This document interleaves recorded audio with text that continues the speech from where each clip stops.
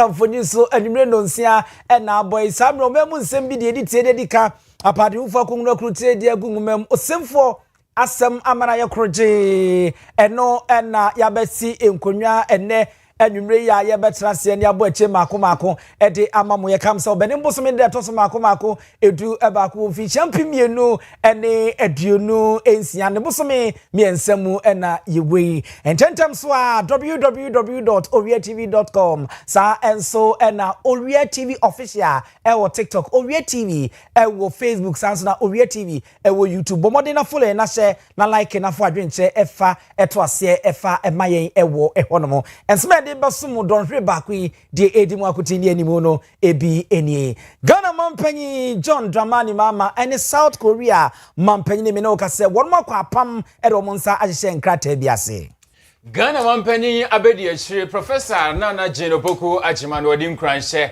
ema se ya wonmo nkasam obi a wo pe omen asase bia no enkraba ene nhye fofora aba ne se sika no mu no betua wo hane chimu no aduoso ansa na mwato aso Wadi ya tu edwase aban sase ankrankra bia wonmo ensa eka bi efiri amfimpinu ani dunsumu besi mfimpinu ani adunu nan wodi wonmo nsem nyina eba betu bedwasre de edom kuma wo man Ghana mrahye bedwafie se edom dodo no mechirem senti a Ghana ede ho ekobata America ban ema wonmo ekototo paye ewo Nigeria Edom kuma wo mrahye bedwafie ene wodi kwadu abo edom kase no se ase wonmo suban a wonmo ede na di ensem ahodo a wasa donkuma na di tudwa awumrahye dwafie no wonmo esi kwan P na eka ho ya Bolivia Enterprise odi enuane ababontena eboa manipadua gina namro so pa sanso ena dwabinra bank meku emienu na esi atofo a awie anase anwumre yi yatenase ne de kase no mu nkyeremu yede ebremu akenkanfo benu a mobete yenka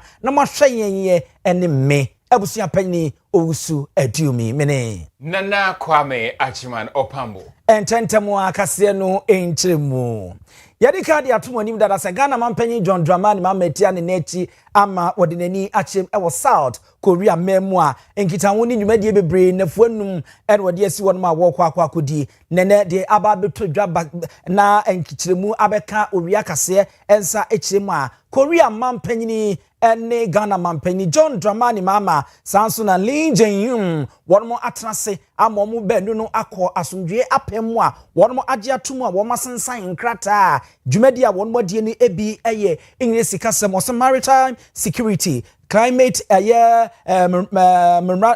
change cooperation and afi digital technology English boni kan say memorandum of understanding eno na won makọ apama omagye atumi na ese kwan ye befa so na eba yensuo eso eposo ene ade a ye bebo dwumadi a yedi nyina eho ban bambo nsemu yagye atum sanso na abefo kwan ye befa so na ye bedi dwuma eno nso yakọ apama amani mienu ebegye atumu na niema atimi akonkan na aboa madibia aye fanye nenu na Ghana mampanyi John Dramani Mama abra asomdwe apami wo mu ewieye na okyekye ensemu no wodane botaye any sentia enne amanyi mienu wonmo akọ apami wodan die edekire seafaring nation and the issue of piracy is of major concern to Korea just as it is to Ghana.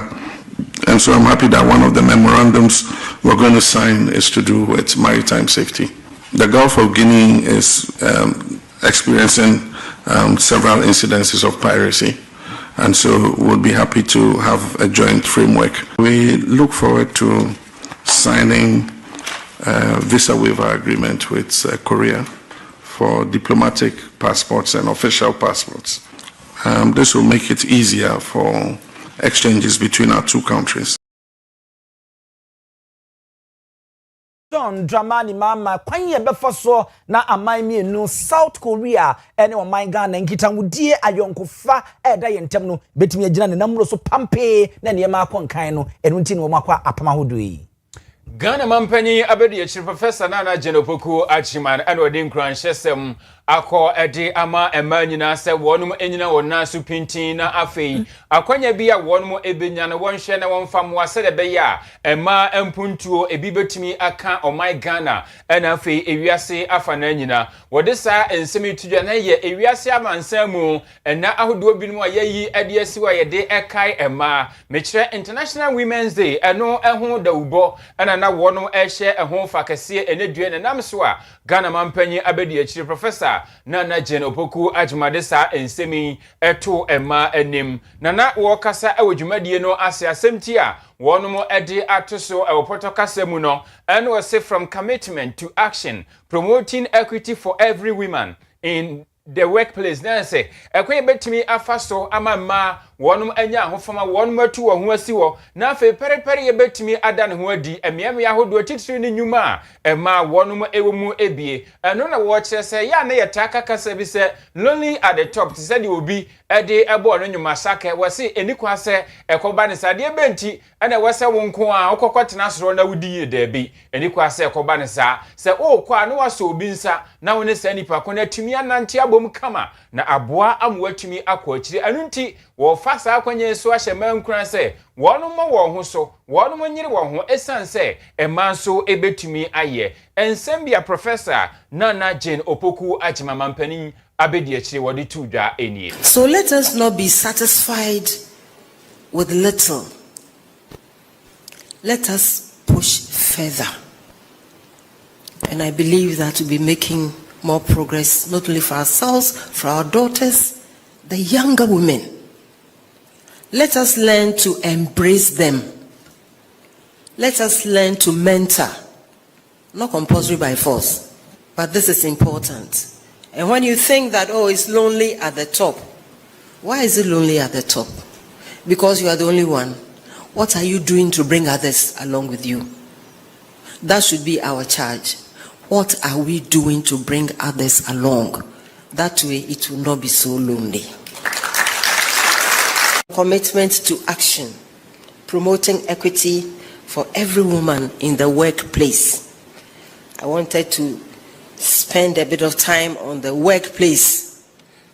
Where do women work in this country?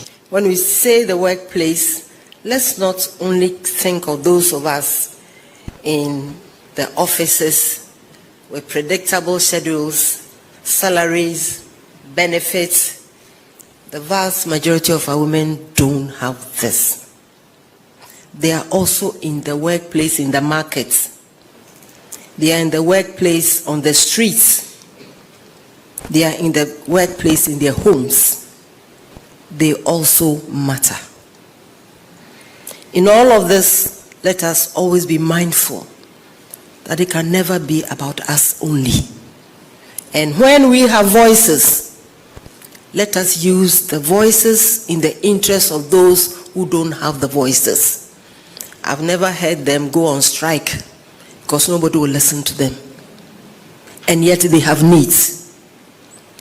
Again, this takes me Ghana mampanyi abedi akire Professor Nana Jane Opoku ajiman eno de to man animu say ye ka in the office wonum a ete akache no enkyere sebi wonum anwuma no wo te to office ahodo na afa air conditioner yi ebofa wo ho papa na office asem enko na ye ka na emomu no ema wonum wo fom wonum ewodwomu ton niema wonum esejade eye wonum ade bodwa ne de ka ho ni nyina omunyina eye ma a wose wonum ekobom anunti wonum a atwi anya dom na wonum adurusuro no se wo kasa won kasa emfama wonum a wase a wonum enya sa anon na atumi aboa amama ni nyina wonum atumi anyini abom. Osofo abedi akira ohre yansase ani emu abudi ensem so Mr. Deputy Minister for Lands and Natural Resources ononyamfo Yusuf Sulemana wode ensem bi aba betudwa ni nyina ye aban no gina ye ni wo muti mu pone nhye fufura wonom aya womode wonom ntoma abakire womo a mohwe yansase ensem so Mr. Lands Commission na ensem ni nyina ene se neye nhye fufura womode aba no ebeboa ama ansa na de friend se lisie krate ebedi adanse ne ye de bebanwo na yɛde mfie bi beto so asase we no ampa ɛyɛ ɔpambo ɛna yɛ ne de akroje a woni obi empre ho no ansa na no ona watua ɛka no sika yɛde anase bo ɛde gye wo no na watua ɔha ne ngikyemu no aduoso ansa kra ɛna wɔn bɛkɔ so na yɛde nkrata asɛm na yɛde ama wɔde ama wo ni nyina ne wia nso wa wɔha ngikyemu aduasa na aka no nso no wɔn anya abotre na wɔn ade kyɛ ne nkakra sɛ ne ɛbɛyɛ a wobɛtuatua ni nyina ama bibia akɔnkan wɔn mo srem a botaye ntia mu didi dwumadie ne sɛ ɛbɛyi proye ene kankan ɛde afiri hɔ afei ɛto bia ɛwɔ sɛ ɛfiri mu na de kɔ aban akache na aban so nsa ka no nso nsa ɛbɛtimi aka ɛwɔ hɔ saa enso ɛna ɛbɛboa amagidie ɛwɔ nipa mu anase aban no emu a ɔmo de di nsase hu dwuma ɛwɔ memu no nso ɛno so otimi aforo na akɔgyina pan bi na etimi aboa ma ne ɛtimi akonkan saa nso na ɛma kwan ɛma obia nso entimi ntoto ne ma danse mte dase abrawa na mama me kra so na me kɔ no enti wenni botaye titu nti enyi won ma ye nsakraye no ma sanka niememu ama omode saa hyehyɛ yi ɛde aba ononyamfo Yusuf Sulemana. Publication of the list of all public land applications. Publication of the list of all public land applications reviewed. We said to you that we reviewed over 8,000 applications, and some have been revoked. Those completed have not been revoked. What we are saying is that there is a need for the public to know who has acquired what, which company has bought what, and how much was paid. And so we're saying that very, very soon we will publish all the names of people who bought government land or public lands between the period under review. One of the key recommendations approved by Cabinet was the publication of all public land applications reviewed by individuals, companies, and organizations. In line with this directive, the Lands Commission will publish both completed and uncompleted public land applications reviewed on a region-by-region basis, beginning with the Greater Accra region. For Yusuf Sulemana osofo abedi e kire re nsase ene emu agudie nsem so ena wa kire kwan ya wo mo befa so se ne be ya aban nsase no de nokwasem nie yenkofpre na yemfom no se brato na ononyamfo Yusuf Sulemana kroyan wode ato edwase ensase ahodo a ankrankro binom afenyumakuo se eye wonom a wonom nso ewo botom sika afri aban mu na wonom pese wotosa ensase no yeso adwuma efri amfimpino ane edunsu mu ebesi amfimpino ane adununan no ayade se wonom behwe na enche kura wode wonom nsem agunkrata so beto bedwasrede ama Ghana de hye nyina atumi ahumu bi na wobo amane ne wo kire se we eyanamo bi a ahye ya wonom hye ensase sem ena afi obo ade bobrom niam so wonom etu ahye a wone wonum a eye adwuma edefa ensase ehon wonum betumi aka wontri apam se de be ya ensase ahodo de ye oman ne dia a ene akodi nipa binum nsam ena afe dia wonananom nsam ne de ka ho ni nyina wonum betumi aka bom no matoto ne ma pepepe na wo kire mu no ene wo se wonum hwehwe nkrata mu no na wonum a dia bedanse wo mo epensase ne bi dia ye adwuma no eye be sempem wotwe ene akire wonum atumi anya adaje ene abotre asinkonwa doso mu a ama edrum pempenso bi a ewonum ana epensase no se eye ankrankro anase nwumaku ahodo no wode wo mo nsempa eba betu bedwasrede ama Ghana fo nyina atumi ahumu bi na aboa ama yensase no yatumi aboho bra eyie. Yusuf Sulemana. Publication of the list of all public land applications reviewed. We said to you that we reviewed over 8,000 applications, and some have been revoked. Those completed have not been revoked. What we are saying is that there is a need for the public to know who has acquired what, which company has bought what, and how much was paid. And so we're saying that very, very soon we will publish all the names of people who bought government land or public lands between the period under review. One of the key recommendations approved by Cabinet was the publication of all public land applications reviewed by individuals, companies, and organizations.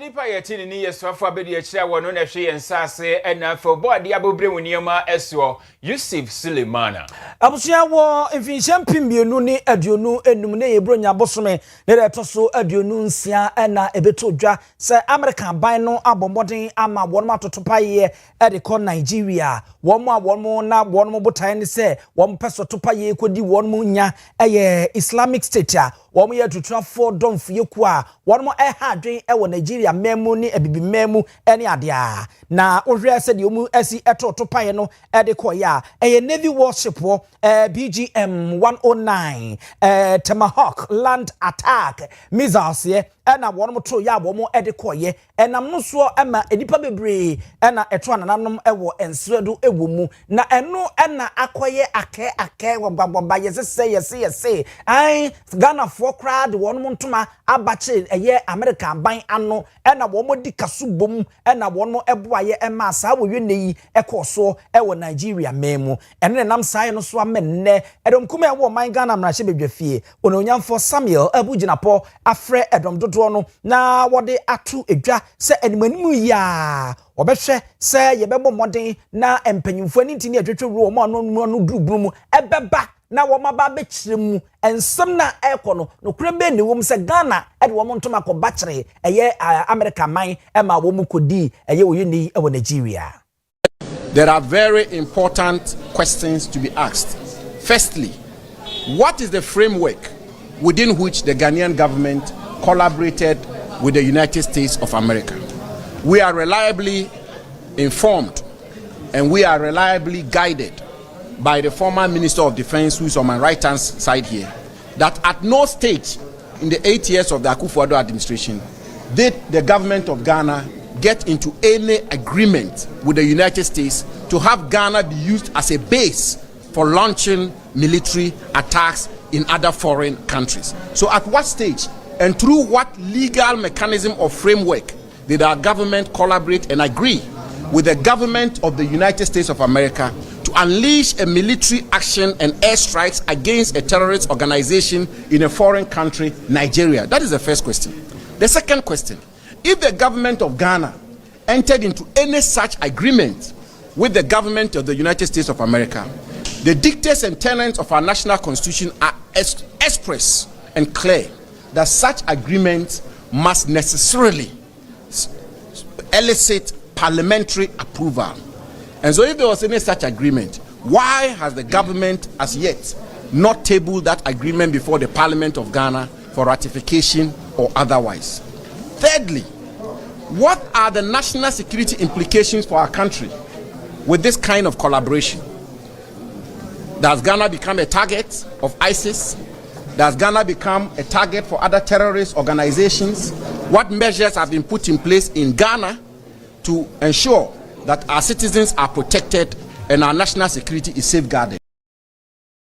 We ononyamfo Samuel abuginapo na yetene nka ewo waka abedwaku ewo man Ghana mrahye bedwafi omre amona ne ensemso na enumu no na wasofo hwe bambo ensemso defense minister Dominic Niti wudi tudwa wo kiremu sensem aye kan fi champion mienu aduonum bronya boso nda ne toso aduonu nsia ne ade no kwasem bia nu a ewomuo Ghana ene America na se Ghana mfa ne ntoma enkobo America entoma no se wono enko tuo enfa nko Nigeria na mumu eya yonkofa eda Ghana ene America wonmo entem gitiriwo asra adwumakuo no eno de da soja nam so pampe ene e kapa ta abo apapo ni breki wose ene me ne wo ekaseye 14 armored personnel carriers no eye ahyan awodo a eboama Ghana Armed Forces me kira asrafo wo mu dwumadi a wo mu de betimi ama wo ho aye hare e obasa hare so na aboa wo ma mo tie dwumadi no wo mo de abre wo mo afei apam awodo a mani mienu asrafo ntitiwo atena se no makeka wo mo adwen de abom a wo makwa apam a wo mo de boa wo mo so se America ban anasa asrafo wo eye Ghana ha ebetutuo anasa topaye afi wo memu e de akọ man fufuru mu a omu ni se tumi no e wo se omu di kan eyi Ghana so tire ansakra na ombe bibi sa wo ma ya omu ni wo mo a ometumi afa wo mu tumi so no mo di sa adwuma di nti sansem na ekwa etwaguo na yewra Samuel ebugina po ebisa no Dominic Nitiwu wo se no kwasem bia ni ho a e wo sa ensemi mu. Let me state that Ghana has had the privilege to, and America has also had the privilege of signing agreements with Ghana in 1998, 2002, 2015, and all these agreements were put together in a document called Defense Cooperation Agreement, the Status of the United States Forces, in 2018, and I signed it on behalf of Ghana. In all these agreements, at no point was the United States or any other country allowed to use the territory of Ghana as a launch pad to attack any individual, any nation, any group of person, or any organization. In fact, for the United States to even bring armed military aircraft, you will need the permission of Ghana. For them to launch any attack, you will need the express permission of the government of Ghana, particularly the president. Unless the foreign minister is telling us that there is another agreement that has been signed between 7th of January 2025 and now, what he has disclosed to the world poses a serious risk to you, the citizens of Ghana, and to Ghana as a whole. We all want to help fight the terrorists. We all want to quench it. And we partner with various countries, including the United States. But no Kane aswafo ano hwe bambo ensam so no ochiremu sa wo ma ban ban ne se wo ma announce ho da ye krambo da se wo betimi amakwan ama America ban no aba betra o memu na je se wo ma be famra de ahye wo nsam wo ma yinemumu eya nhihye ya na eboa e ma man ni mienu nyina no wo mo nkitamudie etimi ekonkan Kanifo adima edonkuma no wo my Ghana mrashiri dwafi Alexander Afenyoma ken wo de ato eja wobo edom kese no ko adu se ase wonum edonkuma no NPP amanyukuo no wonum esha no waye ketekete enti no se ekoba se womu wonsem bi ka ewo mrashiri dwafi a edom kese no mafa kwan bi so no masikwan ma wonum nsem no yenkoka ewo honom wo kire se wonum eden krata hodo bebre na a wonum gina so ade ye adwuma ewo mrashiri dwafi a ye ka ne se order paper ede akwa akoto wonum a ebinu wo ho abesinei yenye ho adwuma na one nsentwerofo anedi nkomo anori Alexander Afenyoma ken kire se ase edom kese mrashiri dwafi no mu ne se wonum dos dodo anunti abre bia no wonum pese won bunkam ede efa edonkuma no so na wose wo tumre na wa kiresie achere pa eyie ana wonum de krata bi koto mrashiri dwafi ho no mu a na wo pese wagi nkyiremu adi free aban mu esanse wonum enimi se Ghana de hie bi a ye fa wonum ko nyumaku ahodo mu eduru ba bi ama aban a wati adwaso be ka asesa nkofo no sebe wayi wonum adi wo monkope ba bi entena eno ana donkuma no kire se wo de krata ekoto mrashiri dwafi anka wo pe ho nsemisa ne nkyiremu edi efri abamu na so sa order paper ne besi ne yenhwe enka ho asem ensem bi Alexander Afenyoma ken wodi tudwa enie directing that recruitment that took place after the election should be terminated. However, state agencies decided to go back to 2017-18. People who have been in the employ of state-owned institutions, not just the civil service, since 2018 were sacked. Attempt to bring this matter to the public space remains frustrated. The first was a preliminary objection by the majority leader, and when we filed an appeal, though the appeal motion was allowed, but the debate is still in abeyance. The motion was moved, seconded, and one contributor was taken. It's been 8 months. It always appears on the order paper. We are unable to take it. Why?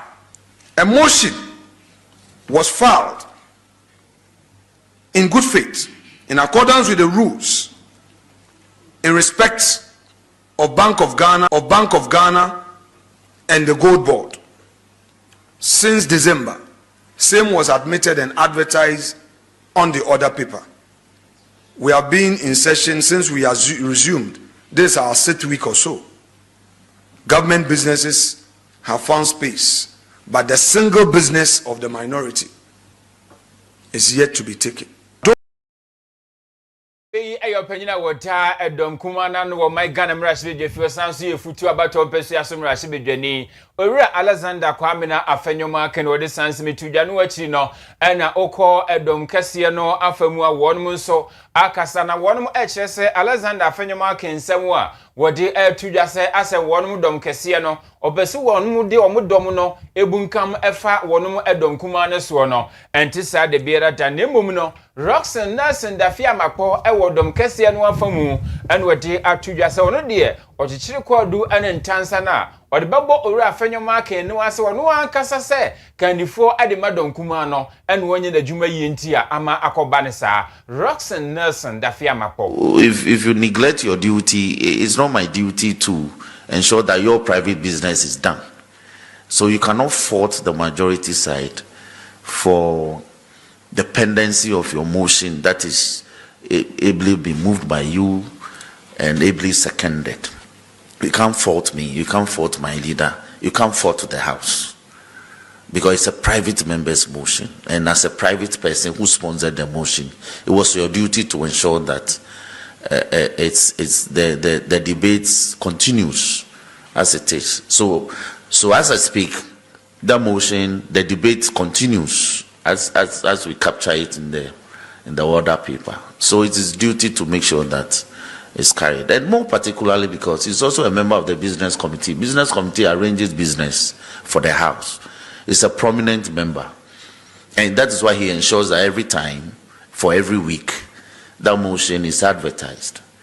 But if you don't pursue it on the floor, it is not my business, it's your business. That's why it's a private member's motion. Sisi wakasai aya wuko edom kase no fam wo mrashbe dwafia wono ene majority no won mu chief shape owura Roxen Nelson Dafia Mapo.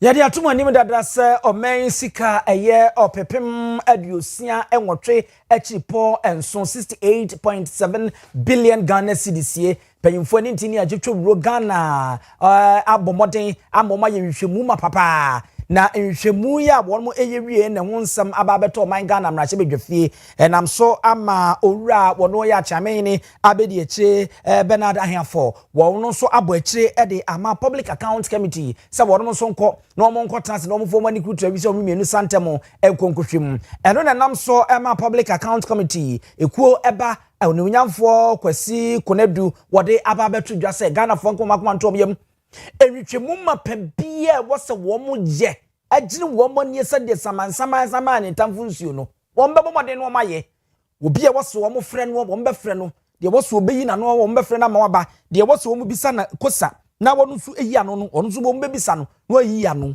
wose Ghana fo nko makoma ntom sanse Ghana yesi kasem no eda wo makoma so a ensam na abetodwa no wose wo nya botre no wo mo gono no sempompa agono ne yede aduro kwata so ama na paye no wo dotre no wo mu hu ebiemu ehu ne ebiemu pa enti Ghana fo enke akoma entiyem. Timeline has been given. I believe in any matter from today, a schedule will be done so that we can sit and have a hearing on this report that has been referred to us. Our duty is to go into the report and make sure that all the allegations or all the findings that have been made are well interrogated, and individuals involved in it are also given an opportunity either to confirm or exonerate themselves. Because I believe that once allegations are made, yes, we cannot conclusively say, because I've been on the committee for a very long time, and I've been doing auditing outside Parliament for a very long time. These allegations should be raised, but it's a matter for us to go into the details. I am one person who is for accountability. So whatever we need to do to make sure that all of these things that are found in the special audit report will be well interrogated to the fullest, so that at least the Ghanaian people would have value for their money if indeed there are excesses in some of these transactions that were made. So let everybody be rest assured once these referrals have been made, we do a diligent job as we always do and make sure that we make every individual accountable for his or her actions. For Ora Ononyamfo Akwasi Kunedu Awono Eka Public Account Committee ho ena yetini nkano. Osofa wo hwe afisembambo eso ayowura Muntaka Mubarak wodi ato edwase Ghana fo enkyere na won mu bie kwan adeto se wo mu a epese ekowura bambo enyimakuo ahodo mu no won nkofa won krata na wonkruche wo ho nsem nyina emfa emusunese yesone so na se ebika won ne wo ho so nsa abroba wonum atimi akonya bambo enyimakuo ahodo ni mu na won nso akɔhye aye adwuma wo kyerese enne nipa wobetumi akase wonum fa omo ewo nyuma mu no eye nipa mpimnum enipa mpimnum ana wo fa wo kyeremu a wonum bie kwan adetu mu no Ghana mabunu a wonum kofa nkrata se wonum pese okowura posi anase bia immigration de ka ho adwuma mu no eye empem ahanum ani nsia ahansia ane nwotwe 506,608 enti so hwe nipa bebrebe ya wo kyerɛ sɛ womo ye ne sa na afi omo asone so ebi eye medical screening ani ebedo chiri ahwehwe nipa duam sa akwai ye de ne kwa wonkotwa wonkoyese ni ade ti yedoso mu a ne ahwese perepere ye betumi aye adwuma anunti na won mu tu sa na mo no wose enipa pii na kofa nkrata ade nanso mpremprem ba bia egiran Ghana ye betumi afamu empimunum ne nkyeremu wode tu dwa enie. The police force that we have, the number that we have, just as I mentioned, 49,000 plus, immigration about 18,000 plus, fire about 17,000 plus, prisons about 14,000 plus, narcotics control about 3,000 plus. When you put all of them together, they are less than 100,000. They are less than 100,000. But even that, the wage bill on them is about 13 billion. So if the resources were there, I mean, I would have been the happiest person if we were able to recruit about 500,000 more security people. But let's be practical. Will our economy be able to absorb that? We all know that practically that is not possible. If you have a police of 50,000, can you really take 130,000 and add to an existing 49,000? So this is where we found ourselves, and I want to plead with the rank and file of our youth to appreciate that. That's why we introduce a number of other measures that we are hoping into the future may even help us as a way of screening them. Eno echino ana swafo isanso di tudwase Ghana mabunu no wosre wonum a ewomu se wonum penyuma na wonum ayede nanso bambo enyumakuo no womonko a entimi emfa wonum nyina ewo enyuma no emo anu nti wo chemu se wonum de nhie bi eba de eba beka achirekura nipa bese empem aduonunum ana wonum betumi anya enyuma ni bi na wonum aye na wose anu nso eda nchen a wonum pese wo fa kwan bi so ema wonum a ekwa akohye bambo enyumakuo ahodo num foforo no wotumi atete wonum ekyekire won edefa nimdie bi a wasa wonum nsaka efa bambo ho wose ebi eye wonum ankasa suban ebi eye wonum ho oden ena eba wo mo asetrem se de omusifa so eye wonum niema ni nyina eho dwumadie eye ade a wo mu doso no wase we ya wo ye no eye se ombetumi anya kwan pa enkofo edisa fata se wonum ekowura bambo enyiwakuo ni mu no obetumi anya sa wonum ne nsem a okafa ho eni. The president instructed that, look, those who qualify and pass medicals, let's keep the data. This is the first phase. We are hoping that maybe later in the, because remember this current recruitment that we are doing is a 2025 recruitment. Hopefully when we are out of the IMF, we could do the 2026. So we'll pick from that same data. Hopefully, if maybe it's past 6 months, then you can only ask them to repeat medicals, but not to start opening the process all over again.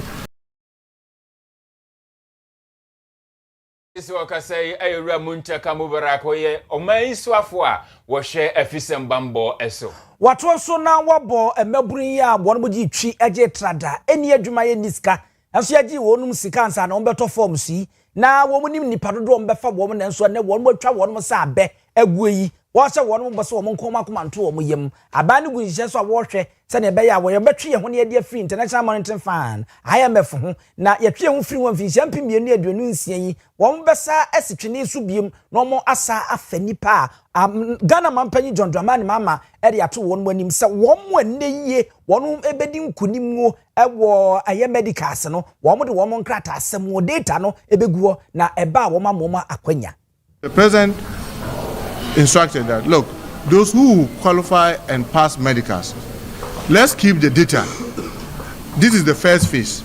By the time the deadline for application was closed, and this is very important, there was a total of 506,618 applicants. Over 500,000 Ghanaians youth were urging to be able to join our security service. This is an excellent thing. People who want to come forward and be able to serve their country, which is a very good thing. But as all of us know, out of these over 500,000, there was over 130,000 applicants to the police alone. The police force we have is 49,000. Yet we had 130,000 young people wanting to join the service. With the Ghana Immigration Service, by the time we closed the portal, to our utmost shock, there were more applicants to the Ghana Immigration Service than even the Ghana Police. The total of over 180,000 young men wanted to join the Ghana Immigration Service. But the interesting thing is that today, the Ghana Immigration Service, the strength from the Comptroller General to the last officer at immigration stands as 18,300. Onwanyam for Mubarak Muntaka Muhammad as one semi achebedwania wasari afisem nsem so ene yeteni nken ye kwa homa so na ewo ensem ye mu no ye ne Yera Richard Kumado ye ne no akodi enkomo edia afa ho opanyini wotemi nka wadarumo sawre sofa enhyehyɛ ni dwumadi a wasofo re afisem sem so won modi edia afa mabuna epe adwuma hu ene wo mo a wo munya asa akwanya madam asai ena wusi esobufa. Every recruitment process, 4 stages. First stage is a better form not to meet manual and answer digital. Second, examination of documents. On so to me, digital and answer manual. A third one, aptitude test. Aptitude test, to me, manual and answer digital. The manual, and just a watch pen and paper.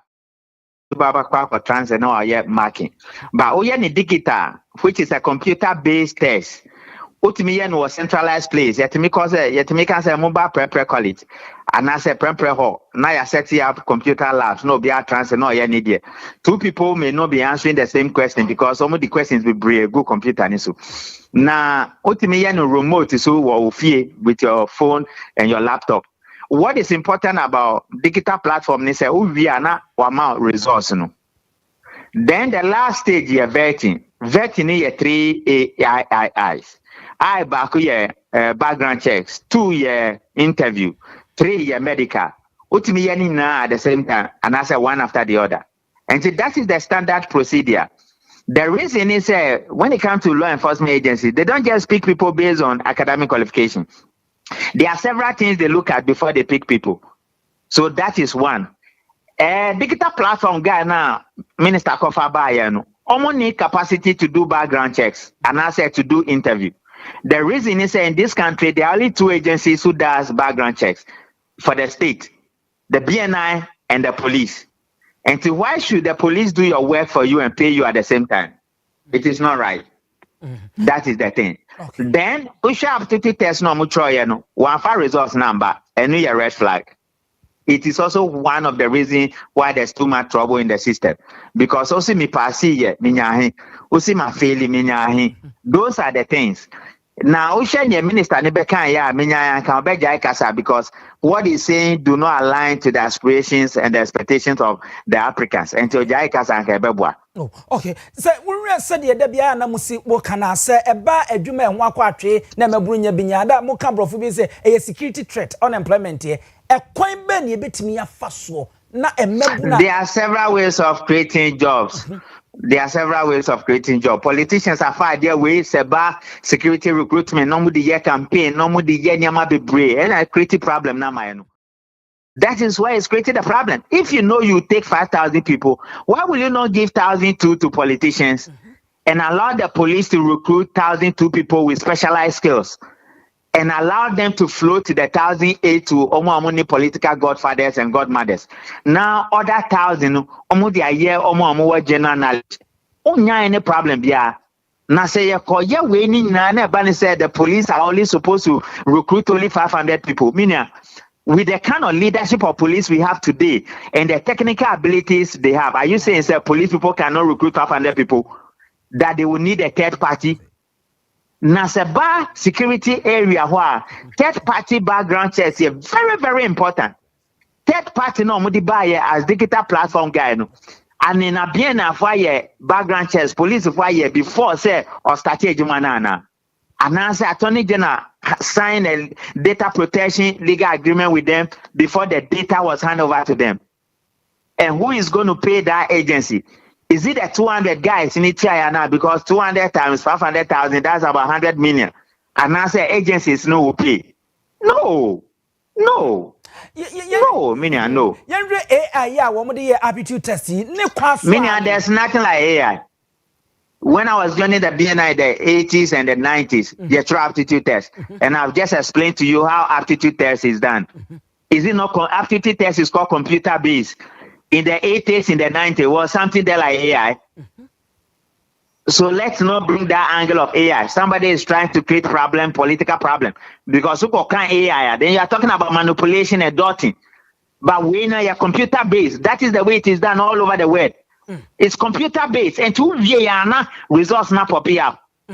Why did you hold up the results? Some for be sunset so na bambod me ko munim se nipa be se empim 5,000 number for woman no moton forms bebre ma mabuna omuni. In any case, some military 4-year recruitment, did you hear any noise? Ma minti bibiasa. BNI 4-year recruitment, did you hear any noise? Is it not because politicians involved? That is why I've been saying, say, take politicians away, far away from security issues, because they create too much problem. Meaning, say, when NPP was in power, they created a problem for the law enforcement agency. Some of the things they did, we cannot speak about it on air. Too horrible. Too horrible. And you are degrading the system within 5, 10, 6 years. If we don't patch it up, we'll be a serious problem early in the morning. Now, you bet me without politicians. And God knows when we'll go. We all came to do our best. When we leave, we all give an account to our maker. And for some of us, it's a passion, it's a ministry. And we've done it extensively well, effectively well for all these years. So if black people wouldn't get sense and continue doing this way, they should continue. Thank you. I was for Yanni Richard Kumado and Ekobo and Kumi Obo. Media no kwasimni. Because Babuni near Jumo. Nipa wo pe dwumaye na watu susu ne kakra na wonimu say yebetumi afa nipa mpim 5,000 wosi maton form 506,000 kakra kura say egu achi na sabi o say woton 100,000 entinka o 5,000 kura entinka wunya. That is the problem. Wodi yemfa ne say obi wo ho a obeko apomuden ne de kan ebia wontumi mfam sa na yasone so endu pesa o chem say woton 100,000 kura na say 50,000 tu nya nipa 5,000 just say wokoton 506,000 dia rehu wo ni se no wo fa se ba ko ka ho na ye de ntu sunwan onim obia wo sunwan ti wo so ko high hotel okodi more than 1 week no okotena mu di obedie na ka sika wo de be ko stadium akoye sa na nyina no aye ne ka. Look at all this. Na say obia no wo ka wo se baby abana pending. Obeko yesi pending no. Say abusuan omusi ho no na say wutumi tua etumi fam no. Allegedly. Me fan so omobro for sem. Allegedly. It is alleged. Nti sa na etie wo ho no. Jo. Abusuan to akase bo no eso. Corporate Affairs Officer Eddie Emma Ajumaku a wonum esone fango so e wo my Ghana mutema oil refinery e Owia Godwin Mahama ayaba wode ato edwa sei wonum e hwe enum kwan se anka wo ko fango na dwoso honum a se de wonum sinane ankure bia bese empema aduonu nwotwe ene akire da bia no obetumi apagya mu ade akọ empem aduanan num wose wei eye anamo a won mu tu ahwe de aboa se de be ya fanwo a yepa bi ade djuma e wo my Ghana mu no abre bia yensa ebetumi aka bi na Ghana fo ebe hye ne nso enchere ene mpanyimfo ebo amane se tema oil refinery ananka atofom tim no ene wonum atimi ayenhye a wode eniema pa ato akwema ma afiti ase na ene fangu ye kra edeba ene crude oil kakra efri omanu ni ade ni nyina no omatumi esone bi so a eno ene wo hwe ene kwanse emprempren ba bia nanka ejina no eye empem aduonu nwotwe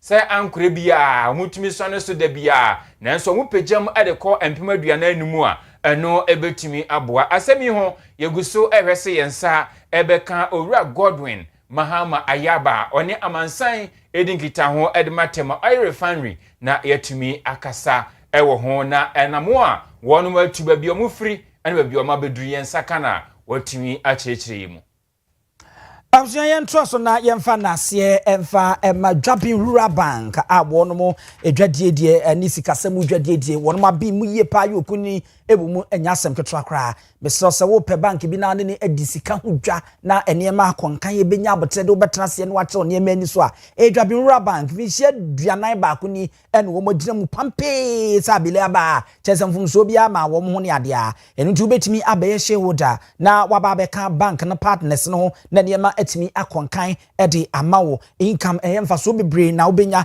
ede afa ho ewo hono saa nso na scholarship ahodo ni nyina betimi aba amawo ma etimi anya bi ede akọ school fidi a wo mre ewo hono Refi say and the fixed deposit no bosumi miensa bosumi nsia ne bosumi dumienu ene na wo ama abɔ ho ntane ntafo ne ade nya asem keto akra eno nso betumi aba na wabetrase ye de ne edafo mbɔkɔ na wo ne edi enkita ho ɛwɔ hɔ no na ne ma akɔnkan betumi afrɛ wo 0242 387498 0242 387498 and now *389 *984 na wa dale na wa follow instructions no what to share say Abusia yensan kwa masone ne Yewura Godwin Mahama Ayaba eni anko opani majo ayem wakwa abade ba Owia TV enwure no nsia kase ebosu ya me nua bema yo me da se papa yeni nkomo eto mo de asi mo ni susem wo hwe animu se anye bia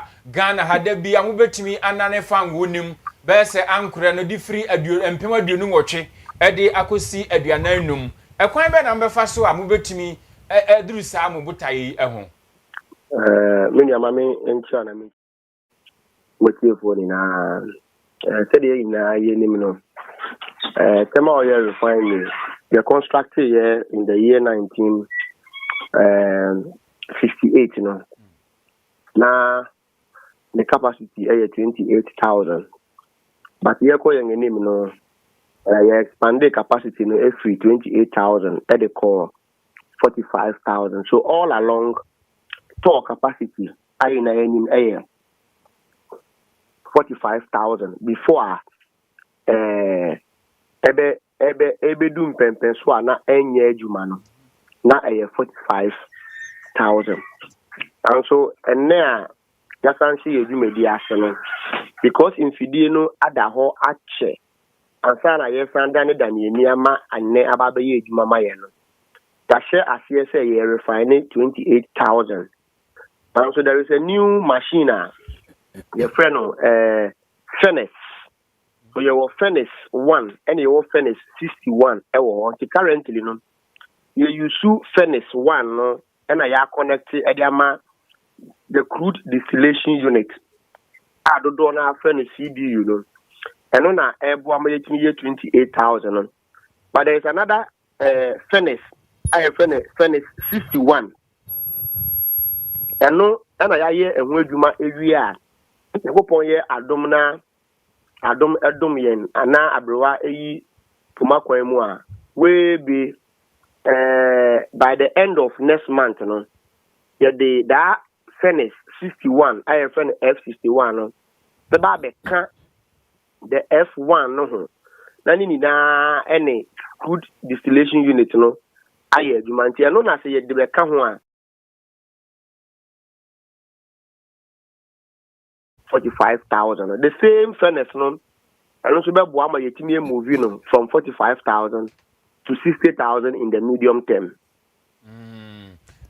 Koba ne se Ghana yete se tema oil refinery mpanyimfo ati de dodo na ebisa ne se ene ye de be na atochima wo ho nti a motumi din hihye ato akoma me yebedu mpempen so afedie yesa be na ne fa ngoni bi mu biemu. You see, dwumadie bia obi bia peso di bia no ye woni ma mienu aya boa ma dwumadie betimi akon kan anaso enko enkan. One, about we need to adi hunu the apotoka say your friend of vision and at the sang eka ho the friend leadership.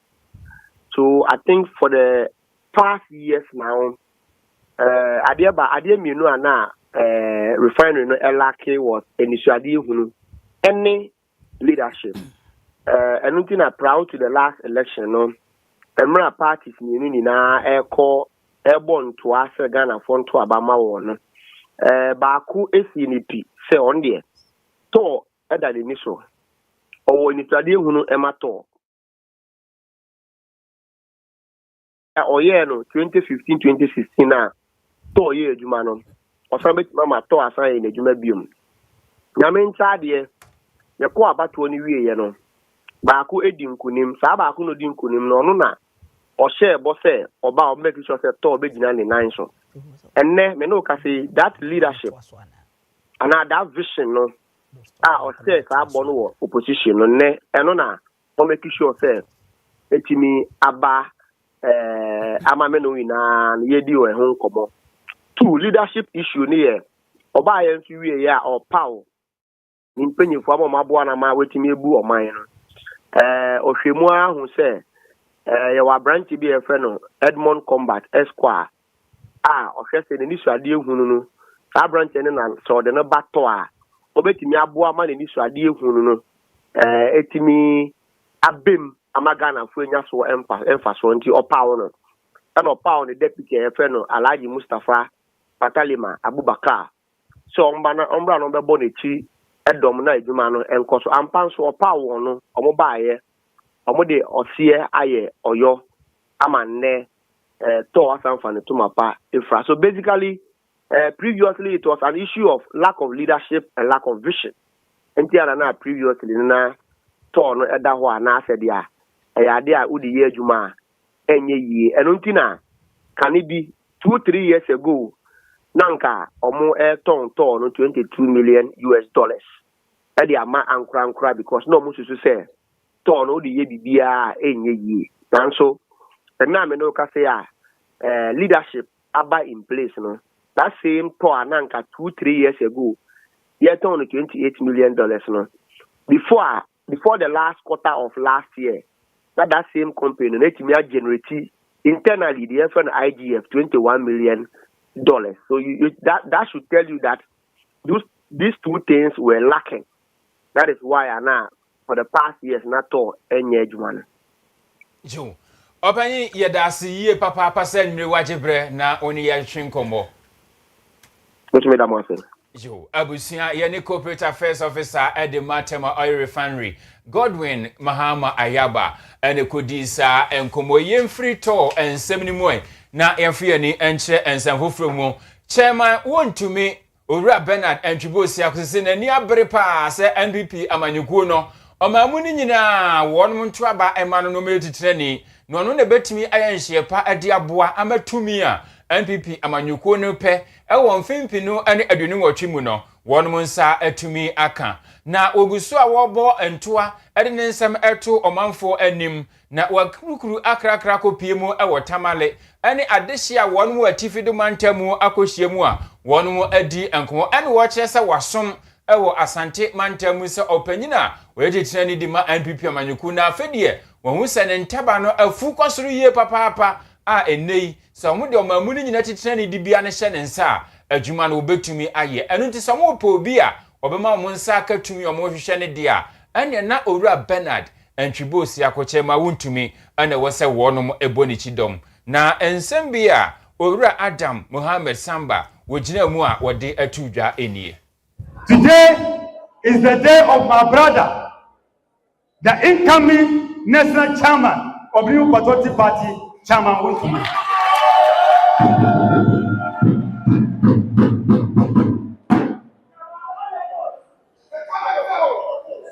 I want to appeal to everybody here to support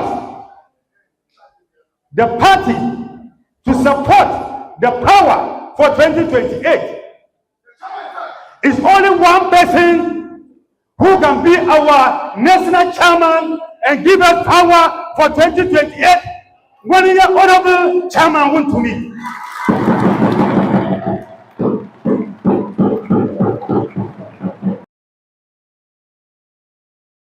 Say aye panyina wono ene gina mu na ode ensem atudwa edema owura wuntumi ewo tifi mantam ahenkro tamale emu owura Adam Mohammed Samba na yemfa hakase boyi emu na se bi enko enfama ya Bolivia Enterprise. The Bolivia Enterprise say ope aduane pa wo bedi na beboa mu apomode ho nsem atumi ade to yedi a na a future life smart food ho asem ene ye ka kire no wose eboa ebisti immune system ne kama and esane say fiber protein and vitamins and minerals ni nyina no ebi wo mu kama nti abre bia ne se wudi future life enuane pa e future life smart foods na eboa amwa pomode ho nsem etimi alitoyi ani gisem ne se ne yenye den abre bia nso no se anadwude so mu kura na komde wo a wutumi esore na we wade edi enu ane se wudi ensuo egu ho ewo adiem ne wanumu a na afi wadi wade kama anunti emu elfo pa aya na wahwe mo akiri kwan ewo sofulai alignment odi wani akiri mo patase kwan so frɛ wonom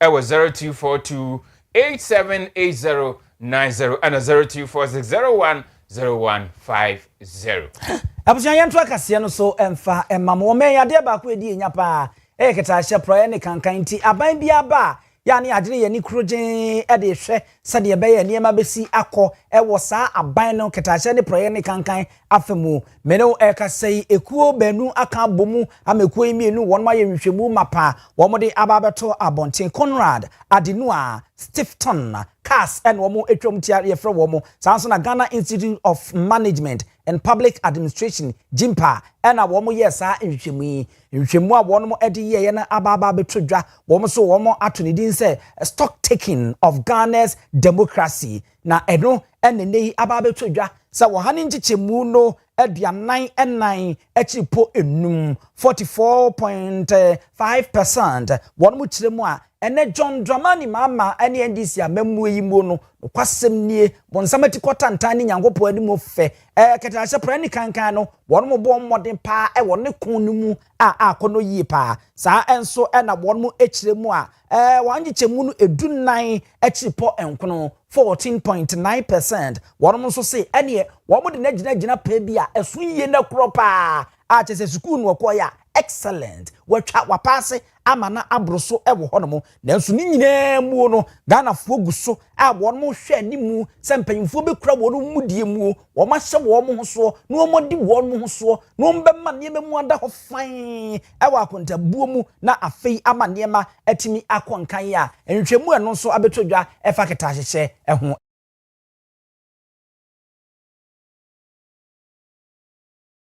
ewo afo ano anafo atoye famu eye Dr. Jerry Adu Amankwa na wode ato edwa efa ahodo bi a wonum efamu ewo mansin wose eno eka ho bi ene ma ye de obi ebasa o meye adwuma wa apomudin mu a sa nipa kono ompese obeba na ebi okafa ho eye wonum a ebeye adwuma wa apomudin mu no behwe ba bia betena ne ade obekwa ko bisa ba bia dan no ne buo no na eye dendenden ni chese wutua enye yi enu nti wade adesrede toto manfo enu sese ko ba se obi ba na obeya apomudin mu adwuma edan ne ba bia obetena de omungum enfama se de be ya omanfo no ebetimi anya ahoto de sansemi tudwa wa abra afia no efa bia no aya wonum eko emu enhia mu nemani bi o ha ebi o ha hard to reach area nti hard to reach area uhia se motorbike uhia se car uhia niema ebetimi edo akọ ha enkanka motorbike no because ehwe area mu ha motorbike no a number na ayo nusa nti enu nti ama ya ntimi anko to the most interiors to help them ha no ya ade ba ko a etimi si ekwan ama ya ntimi enu ye mbotae no niema bi so ye ebi o ha malaria ne ho nuru ne bi o ha nuru bi se be be free be bi be ba no ansa na bi timi akwa kudru feze how to reach areas no ba bi a ebe prayer ansa na yedu no nyina yehia emo a ebetimi de akọ nti entimi ankwa ebi ho a yare wo hu yare no but ehu aduru ebia na akodi baabi na ansa na ebetimi aba no eno so aye how nti saa ne manyema we enim se ene other things ka ho enu nti ama yen na ama yen timi anu butaye no but yakọ ye nim kakra ade ba akọ a ohe ye top 10 ade na e wosoro pa ye malaria yare a no and a doctor Sansuri to just say, Adia Bako Sanso had dream say, Oko and some Yahudu ni be no more. I was saying, come out baby omuda, na a member so be omuda, Nansuko baby no, na a man menina, one more other than crew. Why the GDP say stakeholders and I say other organizations so Kenya say akwan no ho a omo betimi aba boye na yetimi aye facilities no eyi na yetimi ade ahoho recently see males, females, children's ward and detention center e wo yoso no so assembly board ho modern pa say e betimi complete within the next before the end of the year say na be ya e betimi age ayare for no bebe nti oba to ha benya baby ada but currently media umunyina use dan back nti ebi oha no kwanti kura it push them away ba na mema nyina nti se yi ne de nim se no be wie no sa ha ni nyina e be free ho Manchefo wono ene sharp within some so ewa for no southwest mensini mu Dr. Jerry Adu Amankwa na no disem yachi no ene deputy director a wono so eba anesifo wono mo esom so a woda ano wompotem ho eye maame Mary Ajay wono so di bi kan ho efa ohodo a oyusa pomudi adwumefo no wono mo efa mu omo ba nanso enso ye ni saa empempi dodo na eba uno mbedi nkomo na akoyes kasam Emano dodo na we empotamu ha no nya adwuma etu bi sana na mekunu ni ho na miniska obeba wo behye no bi abosome san bra wo behye no nima wo mra no na bosome miensa na emere kora ya so amana wo na wo se moja mu hwemu bi ho kora wo sanka oyema wo na uhunu ne ekọ na bibi o ha waso ano ntem na wo ntimi ameye ama o so okotwa scan na wo ntimi ameye enso wa beye wo so hwe no Sanya meni nyina na omo yeman ebo emi etimi hwe omo ye ema se bibi ahyase a etimi ahyase ntem na omo atimi awo afa omo afa omo ba eso dodo na no obo ha o se kaiska onya kais esika mfa kan fri baabi ote ema baabi a ayaresabia no ho Maame Mary Ajay abusuye be gina ne die so na yede anwere no nsia kase boni nyina asi ewo hanom enase enkoma newsroom aboafo kuku agendo akosua so mu asa wode wani chirim ewo MCA director ba akope obapa ya Grace wono netenetene makama de ema ye sanso na wono ma ehwe epiepie mfidie ni ade Simon afi nana yaw na Mr President wasene ne ma mesi ye friend Nelson nti yemfa Nelson owusu nti Nelson wonu munyina ebiebia ne makama na yetimi ede kasebui eba ya kenkanfo mienu a yebesi enkonwa na ede ba meeting ede nana Kwame Ajiman Opambo ena abusia pani owusu adumi so resa mafa me niam ekura ya ya beto dwan se Iran force World Cup no wo mu agyae wo mu nko yentimi nkunkum wo mu nko World Cup na de twen bright o wo ba no abetena se wo mu kwanya se nkom bewini ese eye topa na ma wono madwojo eni gisem so agbo sese ya sha Arsenal 1 we nyina ya 70 obi a wo seta mo kwa